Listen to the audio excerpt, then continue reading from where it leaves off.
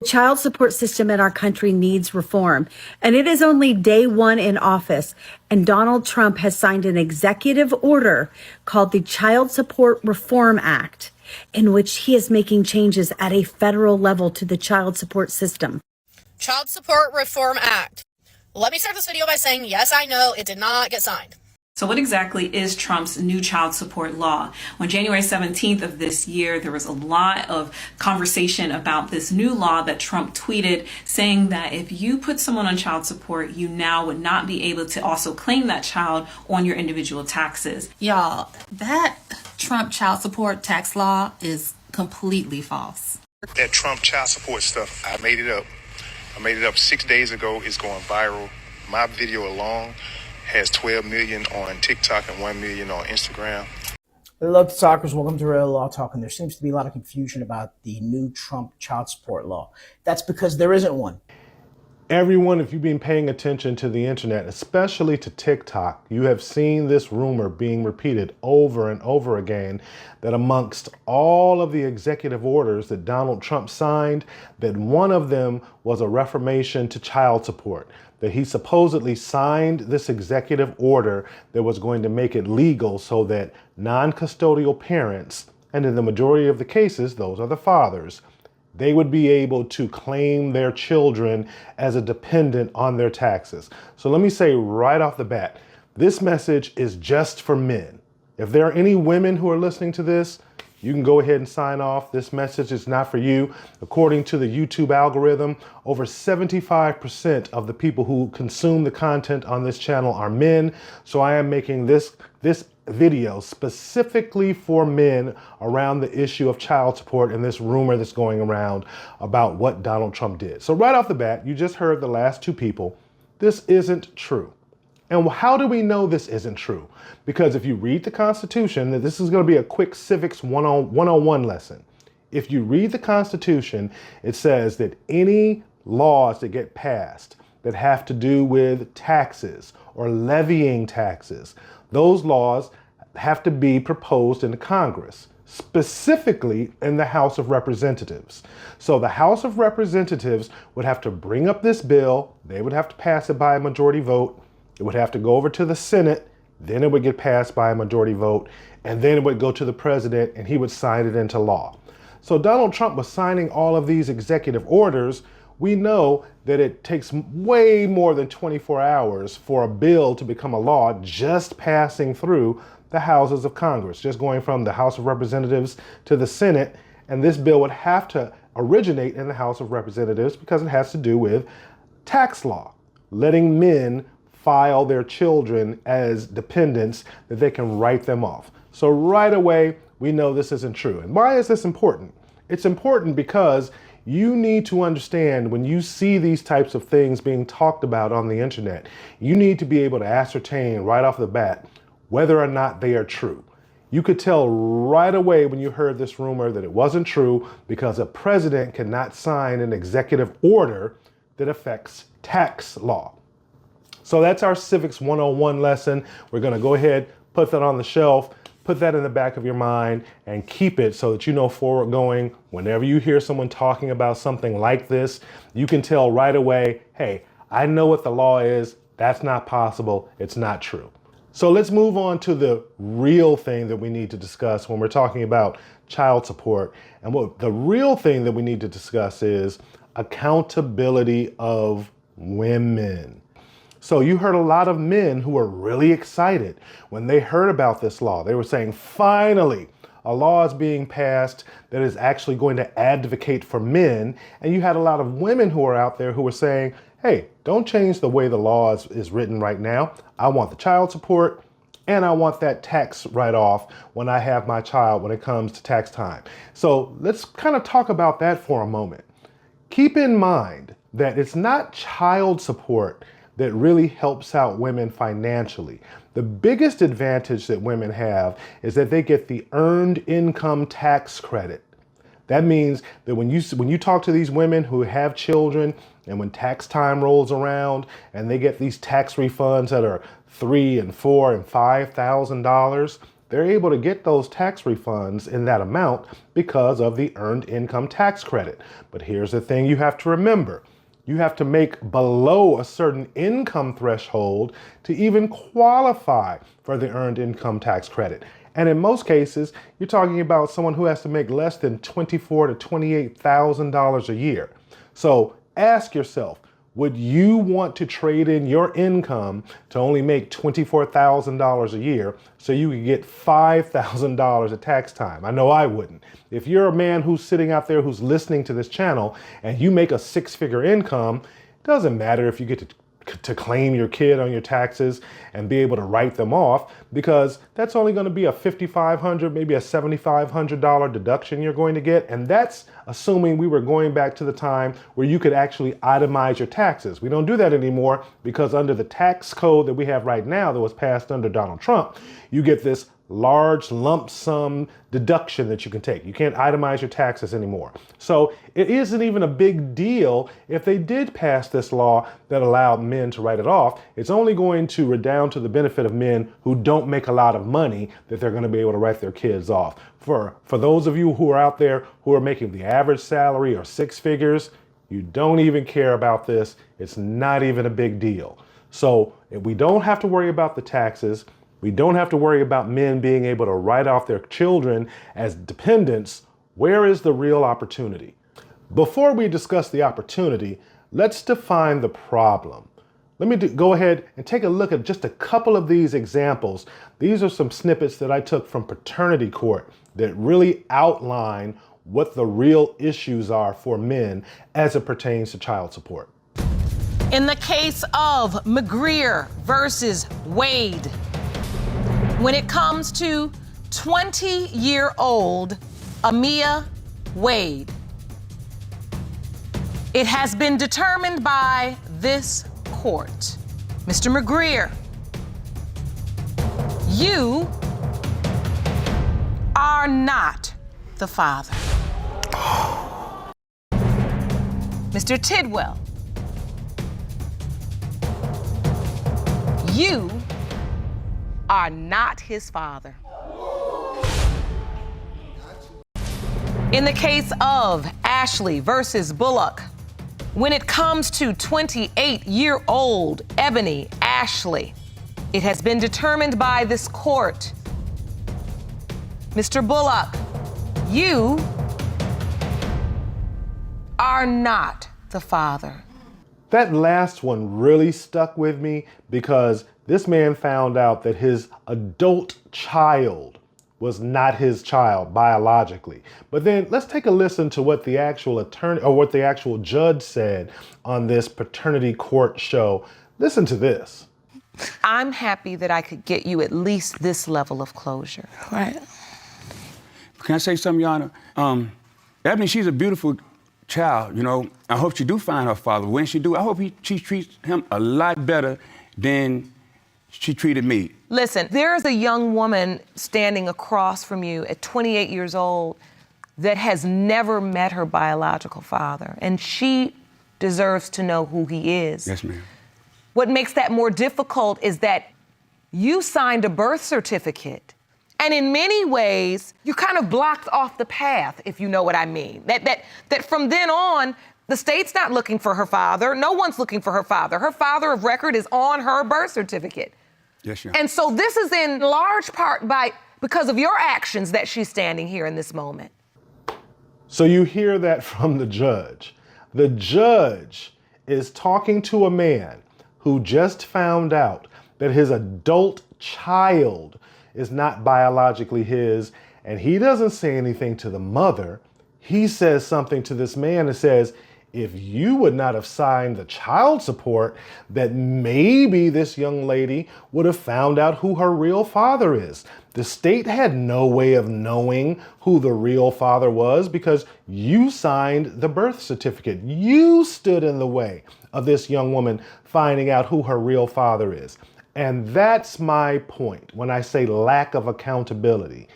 Even when this father goes into paternity court with an adult child and a DNA test is conducted and they find out that this man was being lied to by his daughter's mother for over 20 years.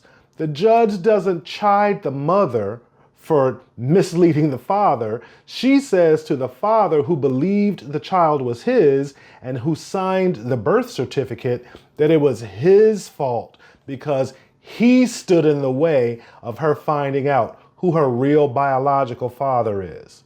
So go down in the comments and let me know, who do you think is the real villain in this situation? Is it the father who stepped up, the man who stepped up and said, I believe this child is mine, and he signed the birth certificate because he believed? Who would he have found out?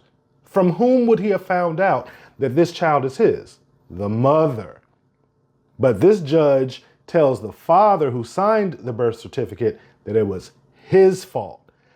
Lack of accountability. So here are my suggestions, just a couple of suggestions on what we can do to change the laws so that we can change the outcomes that we're seeing going on as it pertains to child support and paternity fraud. And that's what we're really talking about.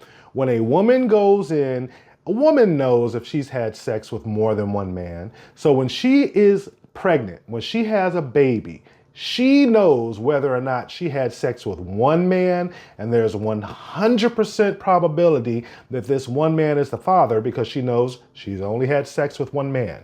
But if she's had sex with multiple men and she knows that there's a possibility that another man might be the father and she blames another man, that is by definition fraud. So here are my two suggestions on how we can change the laws so that we can make it more equitable for men and still hold men accountable when they have an unplanned pregnancy that is out of wedlock. Here's the first thing we need to do. If any of you have ever gone to child support court, and I'm talking to the men, again, this is just for the men. If you have ever gone to child support court, if you have to get legal representation, you have to go out into the private market and you have to find an attorney and you have to pay that attorney a retainer fee and any fees that are associated with that legal representation while you're going through that case. Guess what though? Women don't have to pay anything. A woman need only call the state in which she resides, call the family services or call the family court and say, hey, I'm pregnant and I believe this man is the father. Not only is the state going to represent that woman for free, but they're also going to pick up the cost of determining the paternity of that child. That woman does not have to come out of her pocket with anything. Let me say something that's going to make you even angrier. And again, I'm talking to the men. If that woman goes to the state and she accuses one man or 10 men, the state is going to pick up the cost to pursue every single man whom that woman accuses of potentially being that child's father. So there's our first opportunity. Our first opportunity is, before the state is going to intervene, before the state is going to go after men for paying child support, first we have to establish paternity.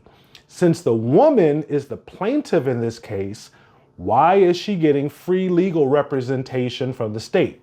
That woman should have to go out into the private market, just like the man does, and she should have to find an attorney, pay him a retainer fee, come out of her pocket to actually pay for the DNA testing because she's the one who's making the accusation and she should have to incur that cost. Now, if she accuses man A of being the father and it turns out that paternity test demonstrates that man is the father, whatever the laws are as far as child support and the culpability of that man who is the father, so be it. But it is unfair. It is not an equal protection under the law that women get free representation from the state and men have to come out of their pocket if they want to go into court and they have to actually pay for legal representation. That's number one. Second thing, if a woman knows that she had multiple sex partners around the time which she conceived. Let's say, use an example. A woman has 3 men with whom she was having sex. She was having sex with a millionaire. She was having sex with a guy who makes $100,000 a year. And then she had sex with a third guy that was a bum sleeping on somebody's couch. Which one of those men is that woman going to accuse of being the father? In most cases, she's going to accuse the millionaire. Of course she's going to accuse the millionaire. Not only because that's the guy that's going to be the person who's going to put her in the best financial situation, but also of those 3 choices, he's the best financial choice. I was having a conversation with a female friend of mine earlier, and she and I were arguing back and forth. And when I gave her this example, I said, I have been to family court for hours in my lifetime. I have 1 daughter. She was born out of wedlock. I've been to family court for hours in my life. I can tell you 2 things I've never seen when I've gone to family court. I've never seen a woman go into family court and say up front that there's a possibility that 2 or 3 men could be the father. You've seen the court shows. You've seen Maury. When a woman goes in there and she says, I 100% know that only this man could possibly be the father of my child. And when Maury pulls out the envelope and says, you are not the father, 100% of the women have the same reaction. They run off stage and the camera's following them and they're distraught and they're so upset. And then when Maury goes back and talks to them and he says, do you think you know who the father of your child is? And she says, yeah, I think I know. Well, if you know now that you've got the DNA results, you knew before you had the DNA results. So that's my point. That is fraud.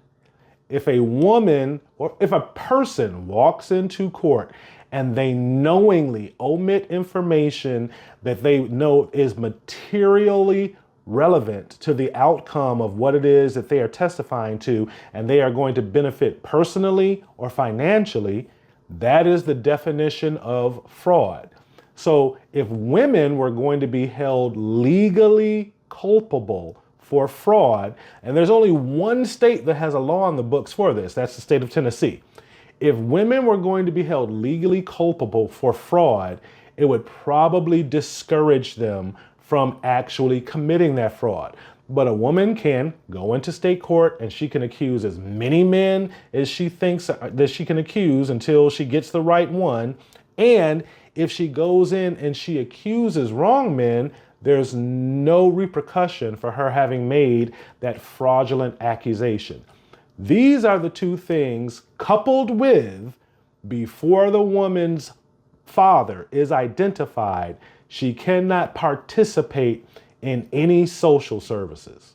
If you put those 3 laws onto the books in all 50 states, it wouldn't change overnight.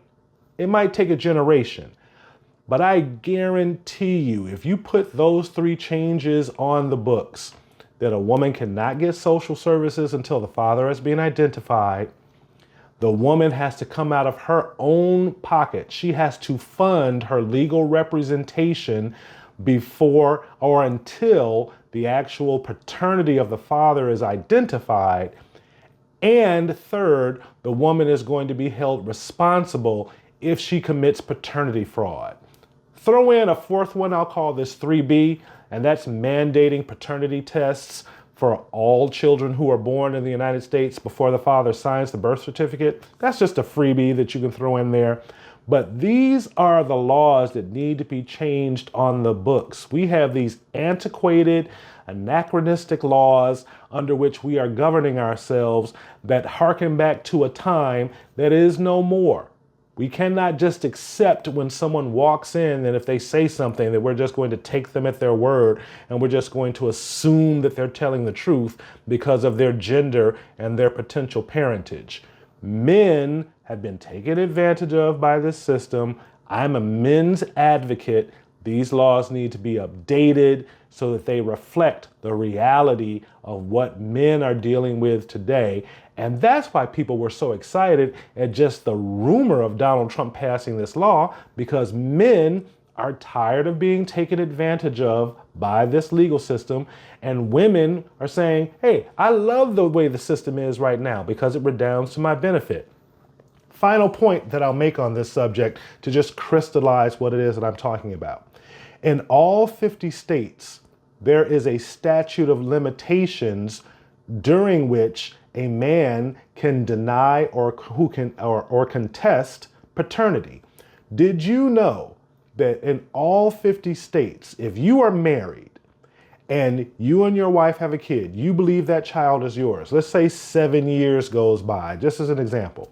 7 years goes by, you and your wife decide you're going to get a divorce, and you turn to your wife and you say, hey, I'm taking my child. And the woman says to you, that's not your child, you can't take them. You go to court, you're getting a divorce, and now you go in there and you tell the judge, my wife told me this child isn't mine. You get a DNA test that confirms this child is not yours. In a lot of states, in most states, the judge is going to tell you the statute of limitations has elapsed. You are financially responsible to take care of that child. That is mind-boggling to me, that in an age of DNA where we can establish paternity and we can establish that a man was defrauded, that he would still be financially culpable for a child that is not his. This is why I will end this video by saying this, again, to the men, please remember the most important thing that you own in this world. I would even go so far as to say the only thing that you own in this world is your seed. Be careful, be extremely careful about the soil in which you plant your seed, because once you plant your seed, you are locked in for 18 years to life.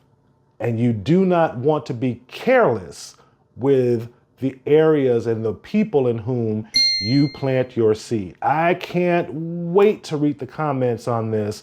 I want you to go down there. To the men out there, tell me, what do you think about my 3 solutions about how to deal with out of wedlock births and the current child support system? And to the women who snuck in the room, let me know what your thoughts are. Do you agree with my thoughts, or do you disagree? Do you think women should be able to get child support, and they should be able to get social services, and they should be able to write the kid off on their taxes? Do you want to see the system remain the way that it is? And to those women who say, absolutely, I have no problem with the system the way that it is, I have one question for you. If you have a son, what happens if your son one day is subjected to this same biased system? Do me a favor, hit that subscribe button, leave a comment, turn on your notification bell, and I'm going to catch you in the next one.